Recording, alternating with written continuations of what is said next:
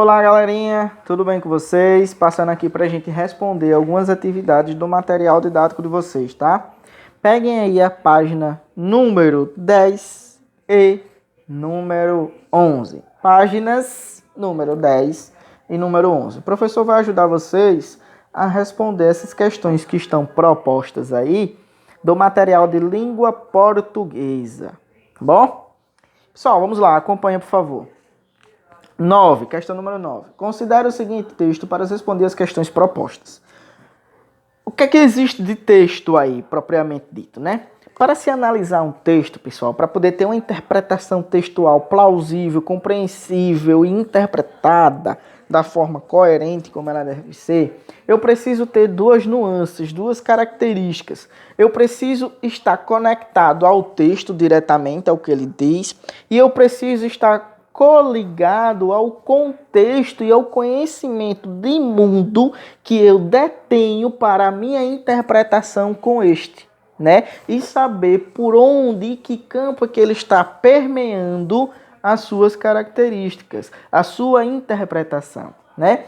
Vocês notem aí que nessa questão número 9, você tem de um lado preço, a palavra preço, né? Um balcão com um leão, né? E abaixo dele, né, transcrito frente a frente, você tem um pequeno cachorrinho em que está escrito o nome salário. Ou seja, uma nuance, uma característica com viés bem crítico, muito crítico, na verdade. Quando você coloca o leão e está indagando os preços, quando você coloca um cachorrinho de pequeno porte que está indicando o salário, você demonstra essa disparidade que existe nos contextos sociais, em que os preços sempre aumentam e o salário sempre reduz ou se mantém na mesma conjuntura, né? Então permeia sobre esse campo essa sua interpretação fora do texto, esse intertexto linguístico que você precisa ter para ter uma interpretação plausível para esta análise, certo? Então, perante a esses conceitos, nós temos na letra A seguinte pergunta. A que momento histórico se refere a charge de Renato Lemos? O que é que está contido aí, pessoal? Que a história permeia sobre o aumento dos preços constantemente, né? E com a adequação dos salários. O que é que a gente pode denotar aí, né?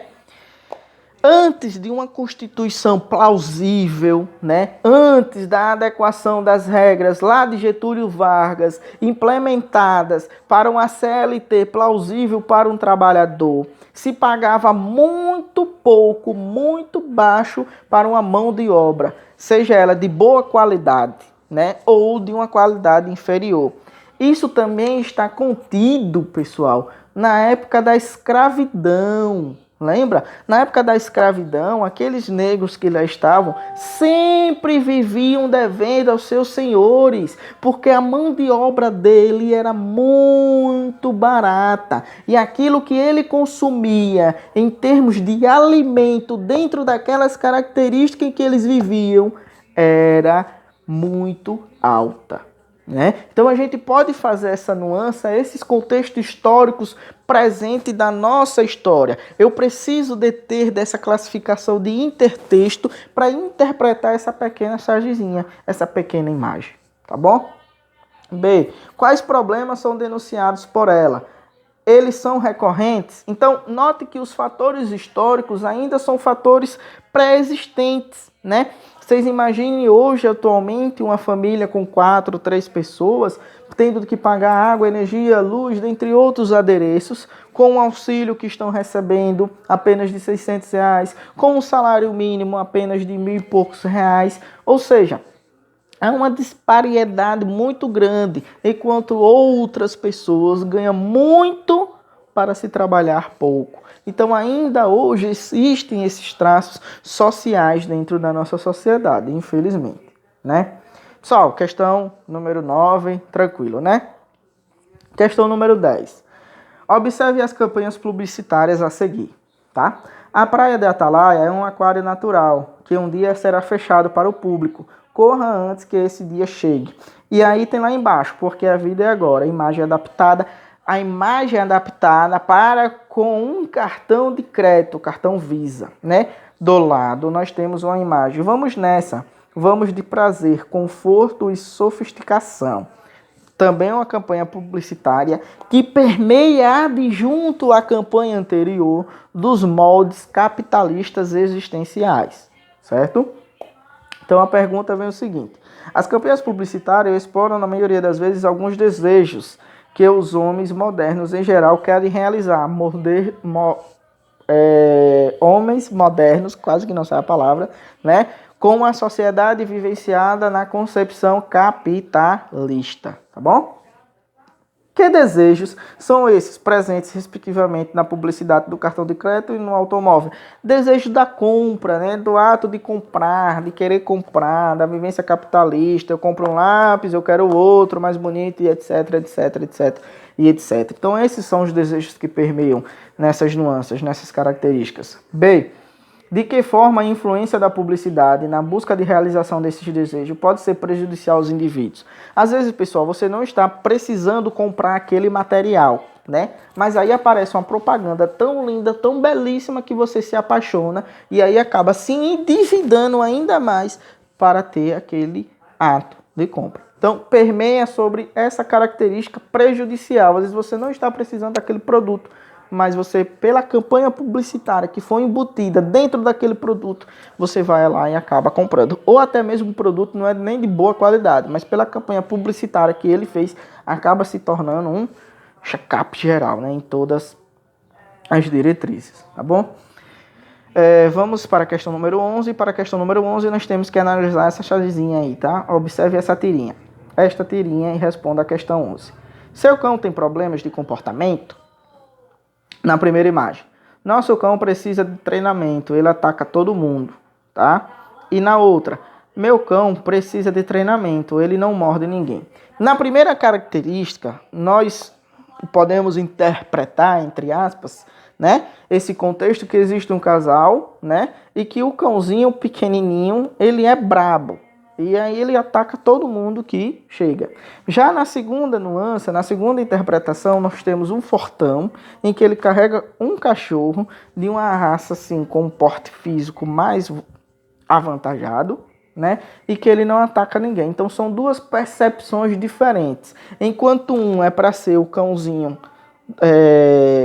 sem atacar, né, sem cometer qualquer tipo de ataque, na outra característica ela já tem uma concepção diferente. Ele quer realmente que o cão dele ataque. Primeiro, pelo porte físico dele e pela raça que ele carrega. E segundo, na concepção anterior, não tem dessa característica, é uma raça mais tranquila. Era para ser assim, mas os lados estão invertidos, tá? Então, questão número 11. Com base na leitura da tirinha, faça o que se pede. Identifique a informação que ocasiona a ambiguidade da tirinha. Então, a ambiguidade da tirinha permeia sobre essas características centrais, que no primeiro contexto, o cachorro é para ser um cachorro mais educado. Já no segundo contexto, o cachorro já é para ser um cachorro mais agressivo, que infelizmente o dono quer que ele seja assim, o que não está acontecendo, né?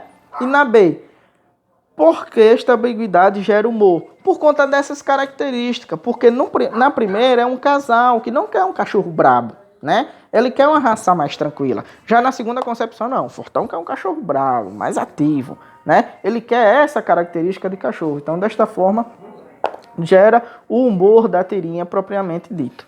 Certo, pessoal? Então, assim nós finalizamos essa questão, tá? Da 10 a 11, certo?